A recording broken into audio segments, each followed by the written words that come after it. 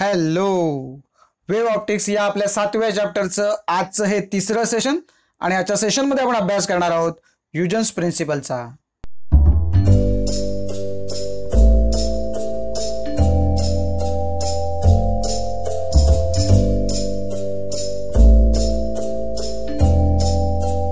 ह्युजनने assume केलं होतं की लाईट ही एक प्रकारची वेव्ह आहे, अगदी जशी मेकॅनिकल वेव्ह आहे किंवा वॉटर वेव्ह आपण बघितली होती किंवा साऊंड वेव्ह, अशा प्रकारची जी एक वेव्ह आहे, लाईट ही एक वेव्ह आहे आणि जी इथरमधून प्रोपॅगेट होते.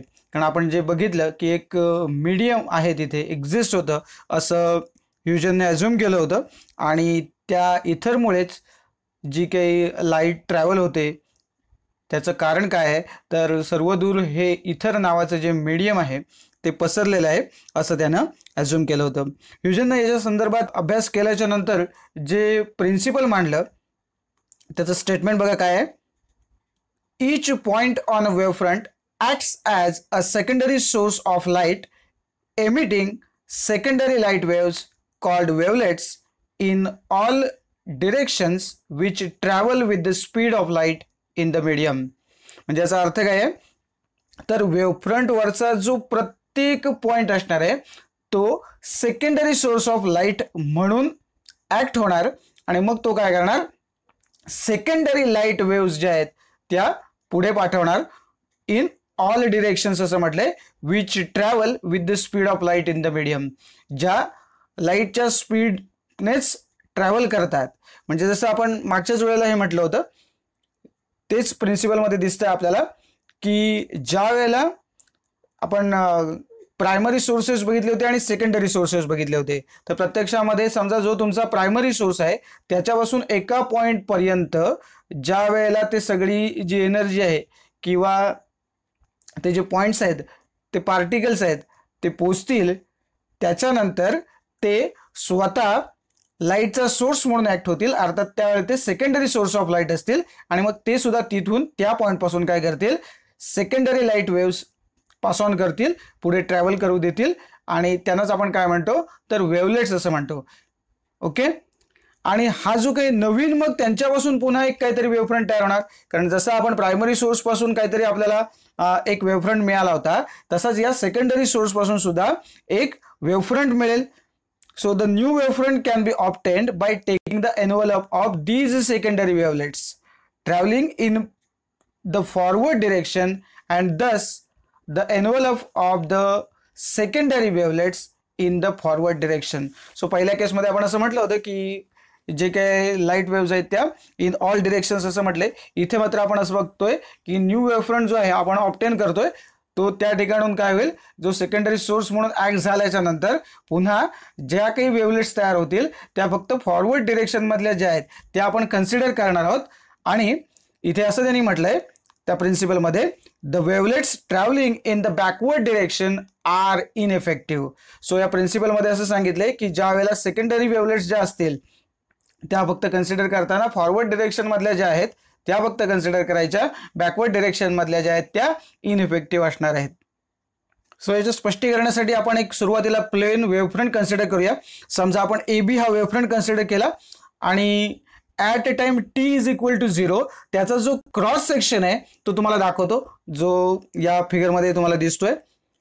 सो इथे मेन्शन आपण करून ठेवलंय की at time T is equal to 0 cross section of which is shown in the figure.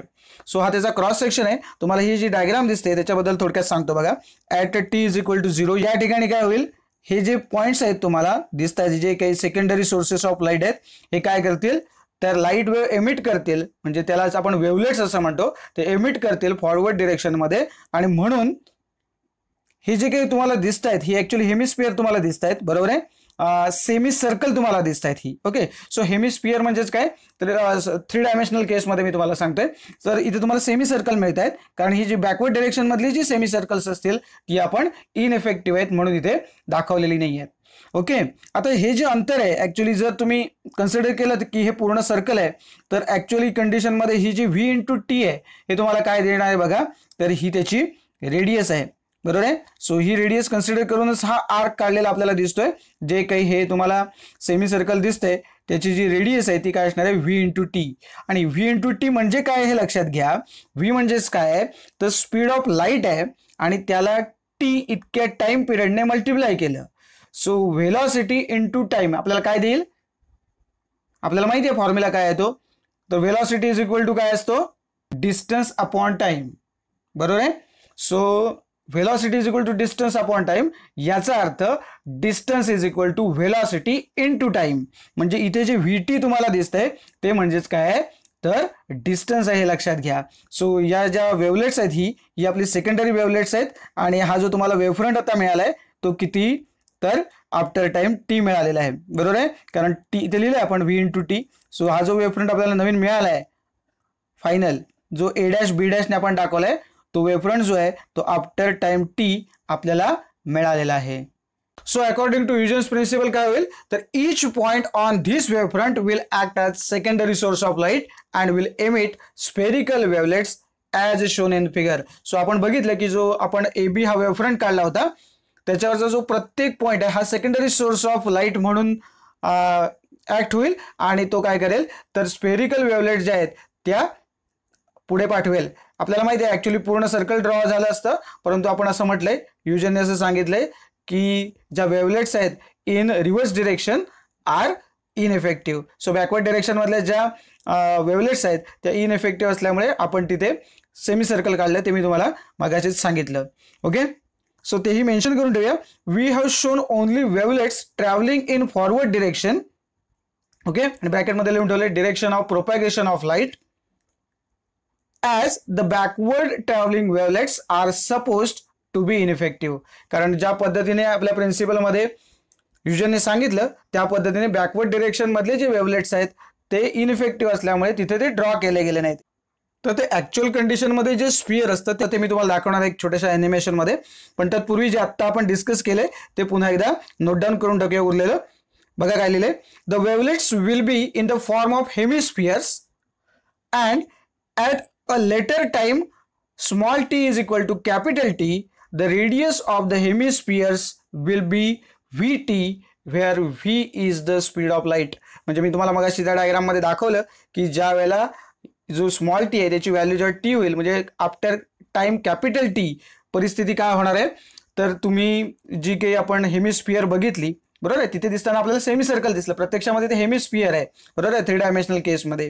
तर तिथे त्याची जी रेडियस असणार आहे ती किती असणार आहे तर मगाशी आपण बघितलं की V into T. So velocity into time is distance हे लक्षात घ्या.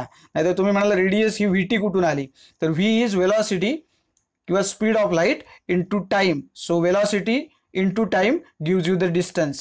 ओके, आणि त्याच्यामुळे व्ही टी हे जे डिस्टन्स आहे ती काय असणार आहे तर त्या हेमिस्फियरची रेडियस असणार आहे हे लक्षात ठेवा. ओके, तर हे जे मगाशी मी तुम्हाला सांगितलं होतं तेच. आणि मग त्याच्यानंतर ॲट टाइम टी आपल्याला जो नवीन वेव्हफ्रंट तयार झालेला मिळाला ए डॅश बी डॅश त्याच्याबद्दल पण लिहून ठेवूया. The wavefront at time t will be the envelope of all these hemispherical wavelets and will be a plane A dash B dash as shown in the figure. So आपण त्या फिगरमध्ये दाखवलं होतं ए dash B dash. पाहिजे असेल तर पुन्हा जाऊन ती डायग्राम बघा. म्हणजे या डायग्राम मध्ये जे दिसतोय तुम्हाला जे मी तुम्हाला डायग्राम समोर असताना सुद्धा सांगितलं होतं ते फक्त आता आपण काय केलंय तर या पॅच मध्ये लिहून काढलंय. ओके, तर तुम्हाला ते मी ॲनिमेशन जे म्हटलं होतं ते तुम्हाला दाखवतो म्हणजे तुमच्या लक्षात येईल की कशा प्रकारे वेव्हलेट्स पुढे पुढे ट्रॅव्हल होत जातात. हे बघा या पद्धतीने आता लाईट पुढे पुढे जाते आणि जो वेव्हफ्रंट आहे ए बी हा जो तुम्हाला दिसतोय त्याच्यावरती 3 प्रातिनिधिक स्वरूपामध्ये पॉईंट दाखवलेत पी क्यू आणि आर. आता याच्यावरचे सगळेच पॉईंट काय करणार आहेत तर सेकंडरी वेव्हलेट एमिट करणार आहेत पण आपण प्रातिनिधिक स्वरूपात फक्त पी क्यू आणि आर दाखवतोय. तर इथे बघा काय होईल तर हे वेव्हलेट एमिट करतील हे इन ऑल पॉसिबल डिरेक्शन असणार आहे पण रिव्हर्स डिरेक्शन मधले जे आहे ते इनइफेक्टिव्ह आहेत असं ह्युजन म्हणतो त्यामुळे ते आपण कन्सिडर करणार नाही आहोत. आणि मग फॉरवर्ड डिरेक्शन मधले जे वेव्हलेट्स आहेत याच्या फॉर्मेशन नंतर आपल्याला एक नवीन वेव्हफ्रंट तयार होईल तो म्हणजे काय असणार आहे A dash B dash. So तेच जे आहे आता आपण बघितलं ते आपण लिहून टाकणार आहोत.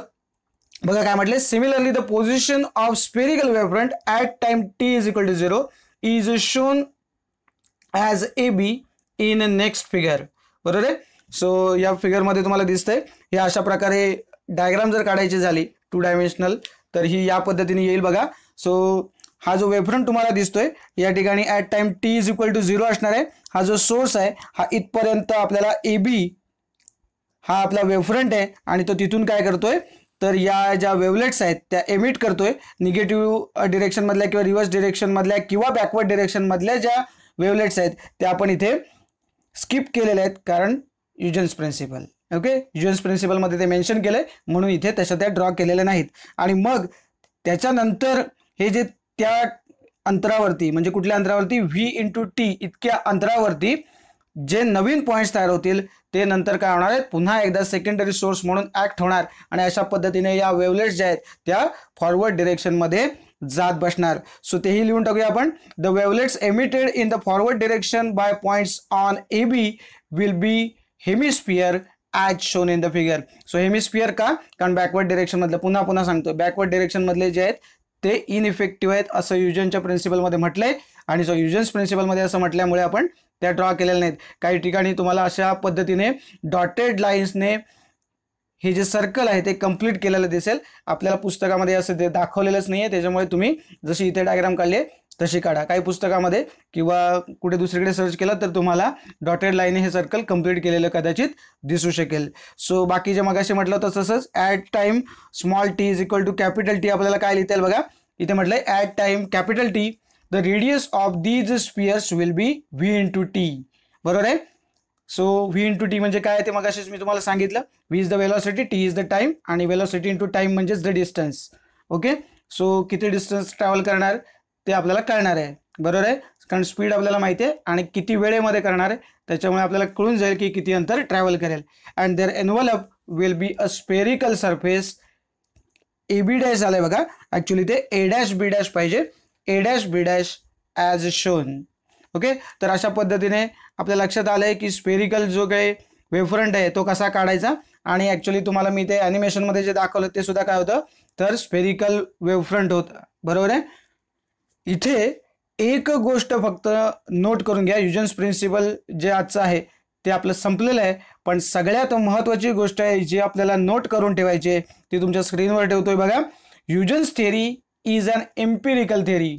देर is no reason why the backward travelling waves will not be effective. त्या इफेक्टिव्ह का नाहीत याचं कुठलंही रिझन नाही. ह्युजेन्सची थिअरी जी आहे ही एम्पिरिकल थिअरी आहे आणि अशा प्रकारचं बॅकवर्ड डिरेक्शन मधल्या वेव्ह का इफेक्टिव्ह नाहीत याचं रिझन काही दिलेलं नाही. पण पुढे काय म्हटलं बघा, the theory was accepted just because it explained various phenomena. असे अनेक बघितले आपण, रिफ्लेक्शन, रिफ्रॅक्शन, पोलरायझेशन असे अनेक फेनॉमेना आपण आपल्याला ह्युजेन्सच्या या थिअरीनं दिले. कारण न्यूटन्स कर्पस्कलर थिअरीपेक्षा ही थोडीशी ॲडव्हान्स थिअरी होती आणि त्यामुळे आपण ही एक्सेप्ट केली होती. पण काही गोष्टींचं जसं की आपल्याला माहिती आहे की इथरबद्दलची जी कन्फ्युजन्स होती ती तशीच स्टँड होती. आणि ही दुसरी एक गोष्ट अशी आहे की ज्याच्यामध्ये backward travelling waves will not be effective. But why, त्याचं रिझन मात्र याच्यामध्ये आपल्याला मिळालेलं नाही. परंतु बऱ्याचशा ज्या गोष्टी होत्या त्या ह्युजेन्स थिअरीनं प्रूव्ह होत होत्या किंवा एक्सप्लेन करता येत होत्या आणि म्हणून ही थिअरी जी आहे ती एक्सेप्ट केली गेली होती. पुढच्या सेशनमध्ये आपण बघणार आहोत रिफ्लेक्शन, ह्युजेन्स थिअरीचाच वापर करून reflection of light at a plane surface.